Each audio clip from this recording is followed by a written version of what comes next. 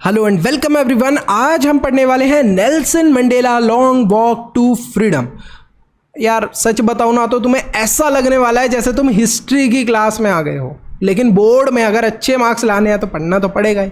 तो ये जो चैप्टर है, इस चैप्टर के अंदर बेसिकली हिस्ट्री बताई हुई है, थोड़ा सा साउथ अफ्रीका के बारे में बताया हुआ है हमें। जैसे हम इंडिया की बात करें तो हमारे ऊपर कौन लोग राज करते थे, ब्रिटिशर्स, फिर हमें उनसे आज़ादी मिली थी। कुछ इसी तरीके से जो साउथ अफ्रीका था वहाँ पर काफ़ी गलत सिस्टम्स थे, उन सिस्टम्स को किसने ख़त्म करा, कैसे क्या हुआ, वो सारी चीज़ हम इस चैप्टर के अंदर जानेंगे। तो साउथ अफ्रीका के जो फर्स्ट ब्लैक प्रेसिडेंट थे, मतलब साउथ अफ्रीका के अंदर किसी भी ब्लैक पर्सन को प्रेसिडेंट बनने की परमिशन नहीं थी, लेकिन अब साउथ अफ्रीका के फर्स्ट ब्लैक प्रेसिडेंट बने थे नेल्सन मंडेला, जो कि बहुत बड़ी बात थी।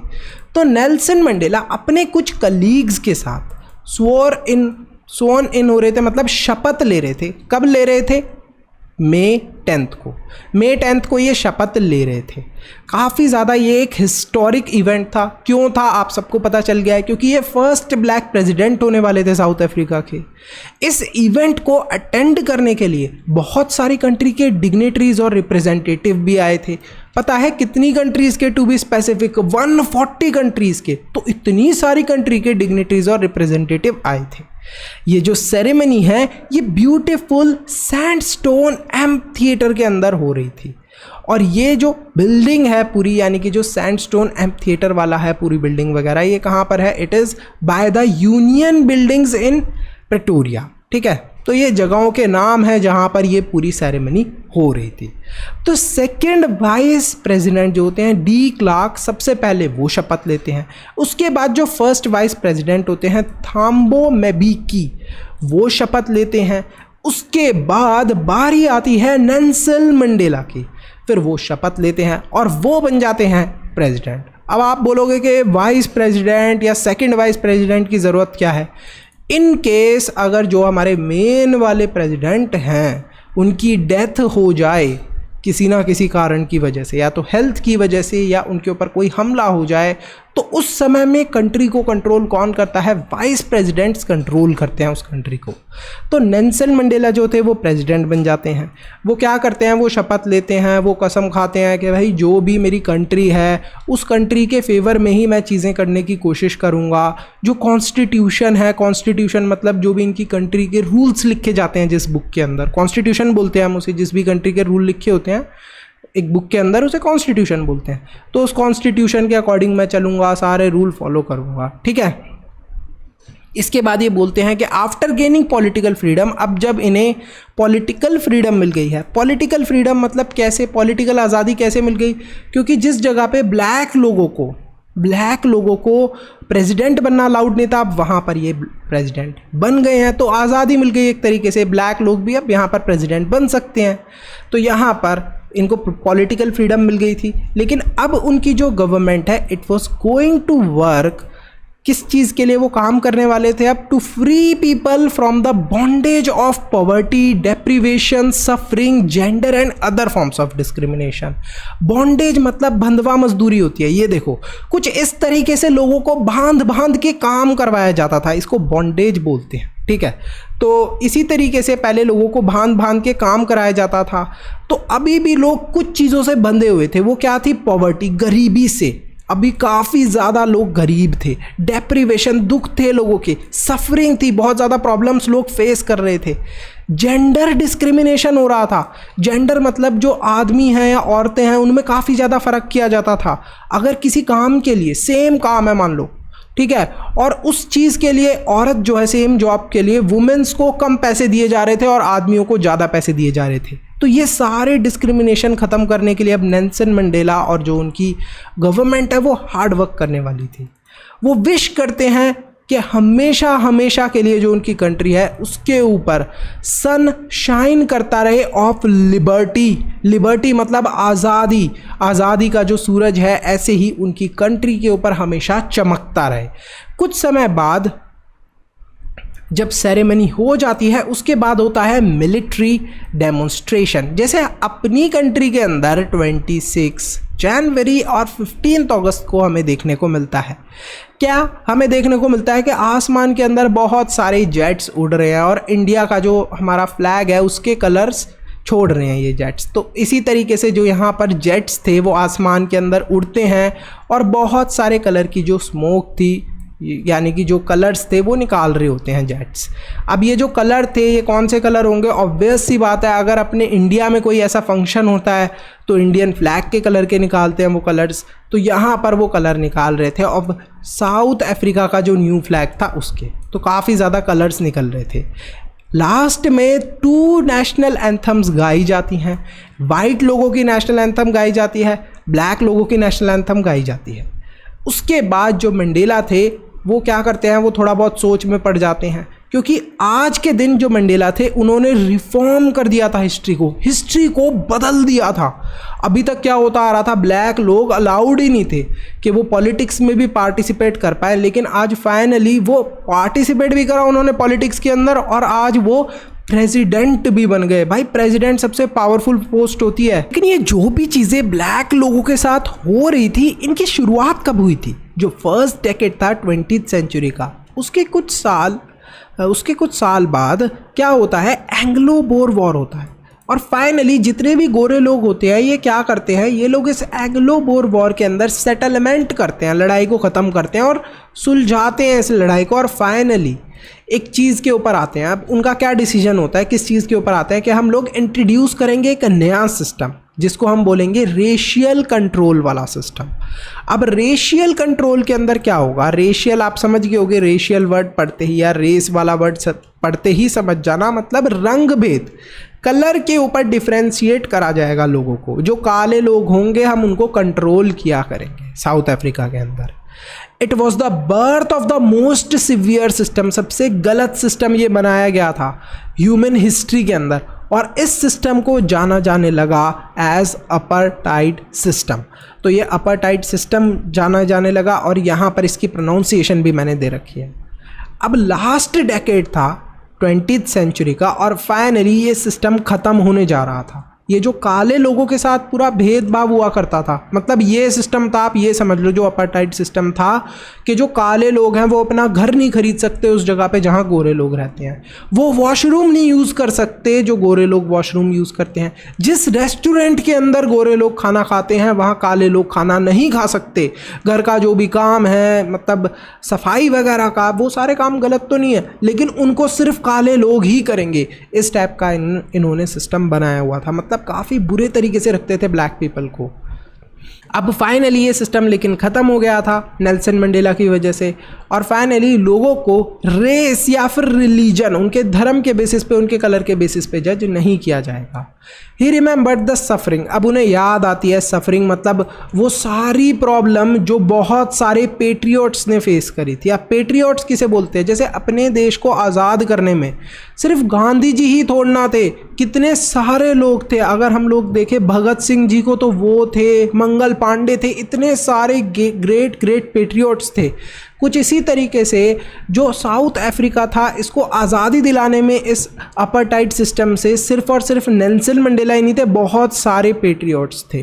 ठीक है, तो यहाँ पर जो ओप्रेस करा गया था, ओप्रेस मतलब दबाया गया था, दबा के रखा गया था, ब्रूटल रूल करा गया था, ब्रूटली उनके ऊपर रूल करा गया था काले लोगों के ऊपर। फाइनली इस रूल की वजह से, इस ओप्रेशन की वजह से काफ़ी ज़्यादा अफ्रीका के लोगों को प्रॉब्लम फेस करने को मिली और डीप स्कार्स हैं, मतलब उनके दिलों में ये अभी तक निशान है, काफ़ी ज़्यादा ये डीप स्कार्स आज भी उनके ऊपर देखने को मिलते हैं। अब ये डीप स्कार से मतलब क्या है, मतलब आज भी हमें ये देखने को मिलता है साउथ अफ्रीका के अंदर कि लोगों के दिमाग में वो चीज़ अभी भी भरी हुई है कि हमें गोरे लोगों ने कैसे ट्रीट करा था। बट सिवियर ऑपरेशन, इतने सारे ऑपरेशन जो इतना ज़्यादा इनको दबा के रखा जाता था ब्लैक लोगों को, इससे प्रोड्यूस हुए ओलिवर थैम्बोस, वॉल्टर सिसलुस, यूसुफ ददोस। तो ये सारे लोग प्रोड्यूस हुए जो कि काफ़ी ग्रेट पैट्रियोट्स थे जिन्होंने काफ़ी ज़्यादा मेहनत करी आज़ादी दिलाने के लिए इस सिस्टम से। पीपल ऑफ अनपैरेलल करेज, मतलब इनकी जो हिम्मत थी, करेज मतलब हिम्मत जो थी उसको हम नाप ही नहीं सकते, अनपैरेलल है।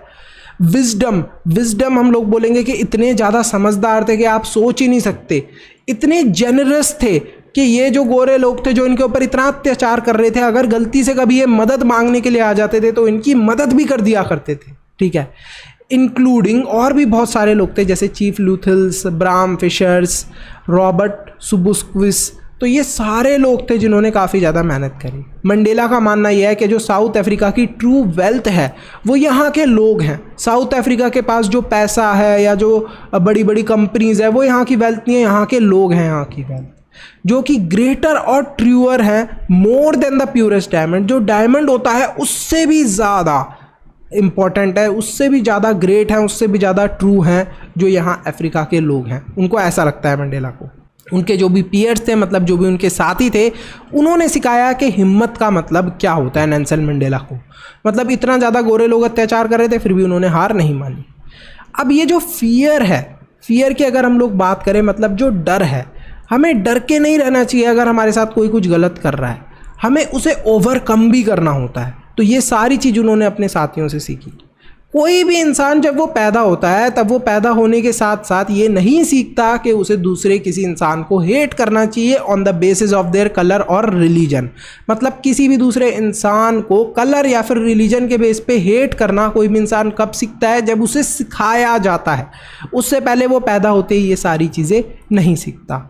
अगर हम किसी को हेट करना सीख सकते हैं तो फिर हम लोग किसी को प्यार करना क्यों नहीं सीख सकते, जबकि वो नेचुरल चीज़ है। तो नेल्सन मंडेला बिलीव करते हैं in human goodness. Human goodness मतलब इंसान के अंदर जो अच्छाई है और वो अच्छाई कभी भी ख़त्म नहीं होती। हर एक इंसान की दो ड्यूटी है। सबसे पहली ड्यूटी होती है उसकी टूवर्ड्स हिज फैमिली, अपने घर की तरफ उसकी सबसे पहली ड्यूटी होती है। और जो सेकंड ड्यूटी है it is towards the people and country. जो पीपल है, पूरा देश है, और जो पूरी कंट्री है उसकी तरफ।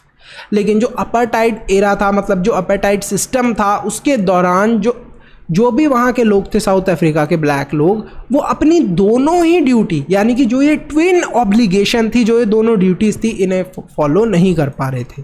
ना ही वो अपनी फैमिली की ड्यूटी को फुलफिल कर पा रहे थे, ना ही वो अपनी कंट्री की तरफ जो भी उनका फ़र्ज बनता था उसे पूरा कर पा रहे थे।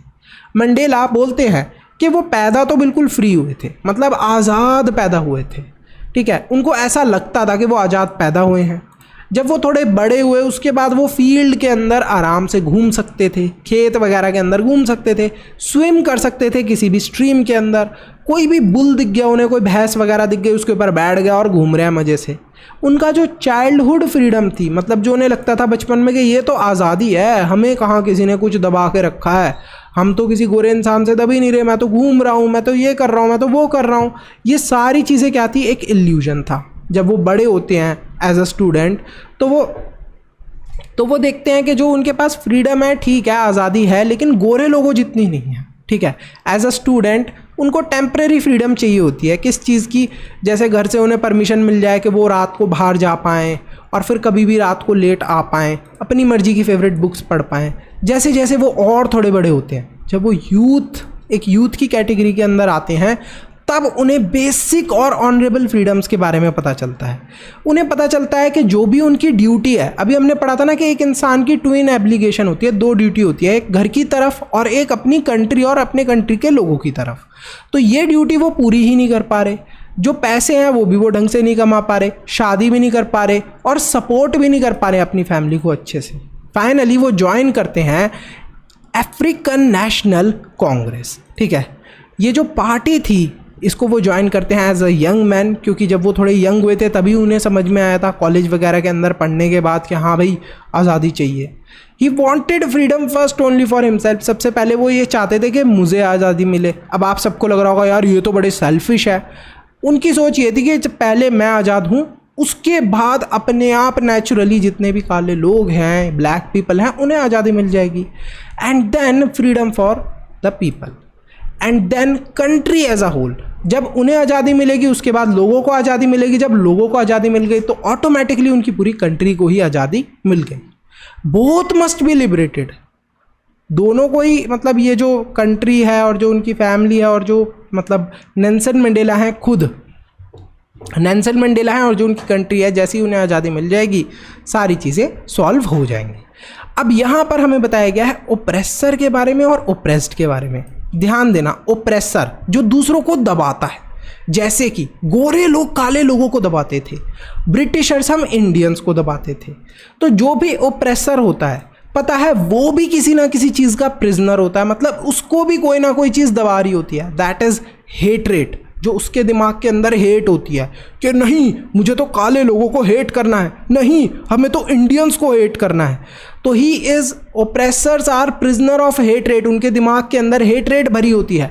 स्मॉल माइंडेडनेस के प्रिजनर होते हैं, वो छोटा दिमाग होता है उनका, प्रिजिड्यूस, इन सारी चीज़ों के वो प्रिजनर होते हैं।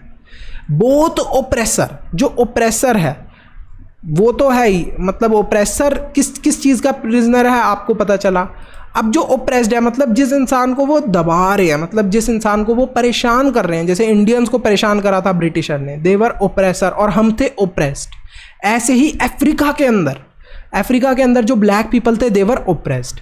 तो ये जितने भी ओप्रेस्ड लोग थे, इन सब के साथ तो गलत हो ही रहा था, लेकिन जो ओप्रेसर था उसके साथ भी गलत हो रहा था। क्यों गलत हो रहा था? Because he was prisoner of hatred, small mindedness and prejudices. तो आई होप ये चैप्टर अब आपको समझ में आया हो। ये जो लास्ट वाला कंसेप्ट है ना, ओप्रेसर और ओप्रेस्ड वाला, याद रखना। ओप्रेसर कौन है?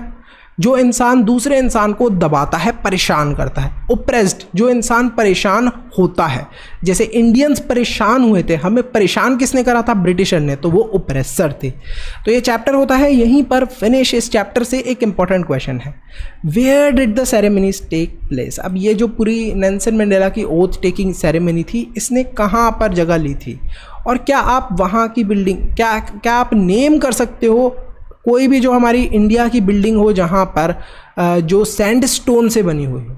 सैंडस्टोन से बनी हुई कौन कौन सी इंडिया के अंदर बिल्डिंग्स हैं?